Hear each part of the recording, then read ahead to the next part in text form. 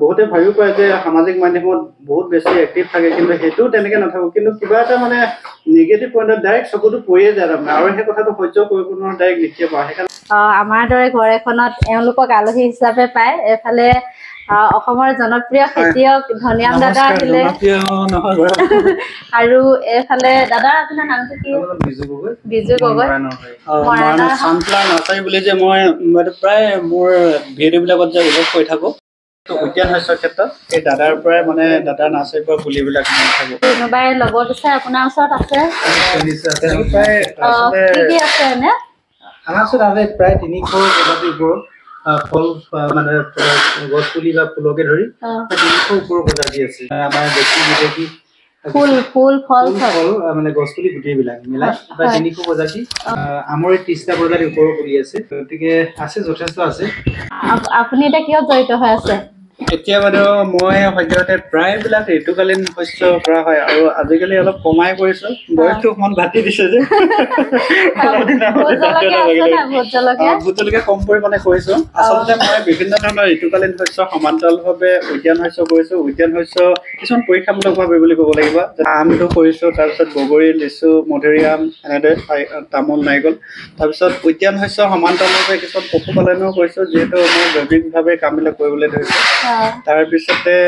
পশুপালনৰ সমান্তৰালভাৱে মৌ পালন যি তাৰিখত মৌ পালনটো এটা আপুৰুগীয়া হৈ পৰিছে যিহেতু যেতিয়া ৰাসায়নিক পদ্ধতিৰে কৃষি কৰ্ম কৰা হয় তেতিয়াহ'লে মৌ পালনটো ইমান এটা সম্ভৱ নহয় কিন্তু মৌ মাখি বা পতংগৰ খোৰাক যোগৰ অবিহনে কৃষি ক্ষেত্ৰখনত 70% অৱদান আগবঢ়ায় মানে খোৰাক যোগৰ অবিহনে পতংগৰ খোৰাক যোগৰ অবিহনে কৃষি ক্ষেত্ৰখনত কেতিয়াও সঠিক উৎপাদন পাব নোৱাৰি সেয়েহে মৌ পালন তাৰপিছত সৰুকৈ মাছ পালন সেইটো সমজুৱাকৈ তাৰপিছত সেয়া মানে আৰু কিছুমান মূল্যৱান গছ গছনিও তেনেকৈ ৰোপণ কৰা হৈছে এতিয়া কথাটো হ'ল কি মই নিজেই যিখিনি কৰিছোঁ সেইখিনি আনেও কৰক বুলি যদি কোনোবাই কিবা এটা কৰে তেতিয়া মোৰ এইটো খুব চাবলৈ মন যায় বা সেই মানুহবিলাকৰ সৈতে বাৰ্তালাপ কৰিবলৈ মন যায় আৰু সেই উদ্দেশ্যলৈ মই দহুবন কাটি কৰি হ'লেও যিহেতু মই যথেষ্টখিনি ব্যস্ত হৈ থাকোঁ তথাপিতো আজি অলপ দিনৰ আগতে মই টেঙাপানী লৈ গৈছিলোঁ যথেষ্ট মানে কৃষি কৰ্ম কৰিব পৰা এখন সম্ভাৱনা ঠাই আৰু এই শদিয়াখনে মই শুনি আছিলোঁ বহুত দিনৰ আগৰ পৰা ইয়াত কৃষি কৰ্ম কৰিব পৰা যথেষ্টখিনি ঠাই আছে সুবিধা আছে সেইকাৰণে আজি চাবৰ কাৰণে আহিলোঁ আৰু যিহেতু বিশেষ মই তেনেকৈ চিনি নাপাওঁ সেয়ে প্ৰথম আপোনাৰ ঘৰতে সোমালোঁ তাৰপিছতে দাদাক আজি কিছুদিনৰ আগতে লগ পোৱা হৈছিলে বাৰু মানে সামাজিক মাধ্যমৰ জৰিয়তে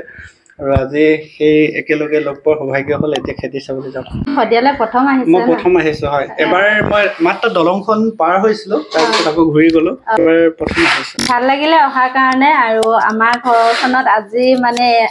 এওঁলোকৰ পদধূলি পাই সুখী হৈছোঁ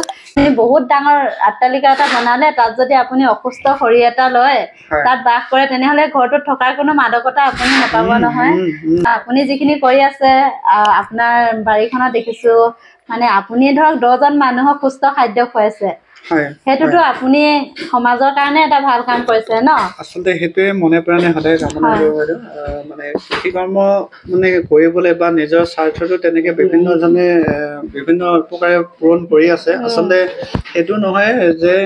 মাত্ৰ 2 টকামান টকাৰ কাৰণে এজনক ৰোগীয়া কৰাটো বা কাৰোবাৰ অস্তিত্ব নাইকিয়া কৰাটো বিশেষকৈ যেতিয়া ৰাসায়নিক পদ্ধতিৰে কৃষি কৰ্ম কৰা হয় আমাৰ বিভিন্ন ধৰণৰ চৰাই চিৰিকটিকে বা মাটিত থকা মানে উপকাৰী বেক্টেৰিয়া বা অনুজীৱকে আদি কৰি মানে অস্তিত্বই নাইকিয়া হৈ যায়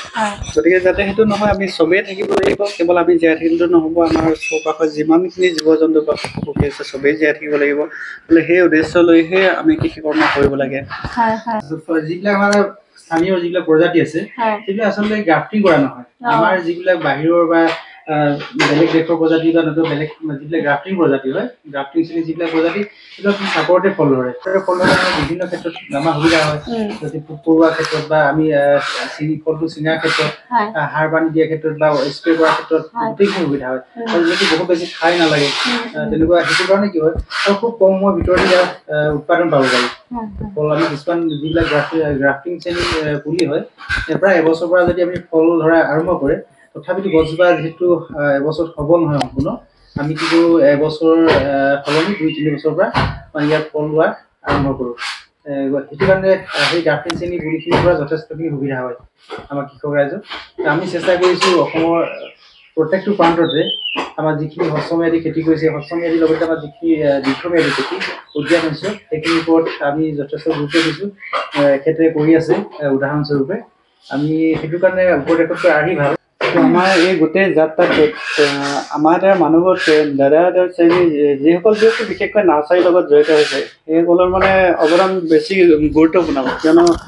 এজন নাৰ্চাৰী বা এখন নাৰ্চাৰী যেতিয়া আমাক পুলিবোৰ যোগান নধৰে তেতিয়া হয়তো যেনেকৈ আজি 2 বছৰ আগতে দাদাৰ পৰা মই যিখিনি পুলি লৈছিলোঁ সেই পুলিখিনি যদি তেতিয়া মই নাপালোহেঁতেন তেতিয়া হয়তো আজি কেতিয়াও মই মানে মানুহক কৈ দেখুৱাব নোৱাৰিলোহেঁতেন গতিকে এই ক্ষেত্ৰত বিশেষভাৱে গুৰুত্বপূৰ্ণ মানে অৱদান আছে দাদাহঁতৰ ব্যক্তিসকলৰ তাকে আৰু ব্যৱহাৰিকভাৱে কিছুমান শিকিছোঁ যিহেতু আমাৰ ইমান এটা অভিজ্ঞতা নাই সময়ৰ সৈতে কিছুমান কথা শিকিব পোৱা যায় কেতিয়াবা যেতিয়া বিফল হৈ যায় তেতিয়াও 2-এটা কথা মানে তেনেকে অভিজ্ঞতা হিচাপে লওঁ তেনেকে সফল হওঁ আকৌ নতুন উদ্যমে চেষ্টা কৰোঁ আৰু নিজৰ লগতে আন 10জনকো আগুৱাই নিবলৈ চেষ্টা কৰোঁ ছ'চিয়েল মিডিয়াত ভৰি দি কেতিয়াবা ভাবোঁ যে এনেই মানে ছ'চিয়েল মিডিয়াত আহিলেও ভুল হ'ল ছ'চিয়েল মিডিয়াত আহিব নালাগিছিলে যেতিয়া নেতিবাচক মন্তব্যসমূহ পাওঁ আজি বুলিয়ে নহয় এনেকুৱা বহুত মুহূৰ্ত পাইছোঁ ছ'চিয়েল মিডিয়াক ধন্যবাদ দিব লাগিব কাৰণ ছ'চিয়েল মিডিয়াৰ কাৰণে আমাৰ ঘৰলৈ সেইসকল চিৰনমস্য ব্যক্তি আহে আৰু সেইকাৰণে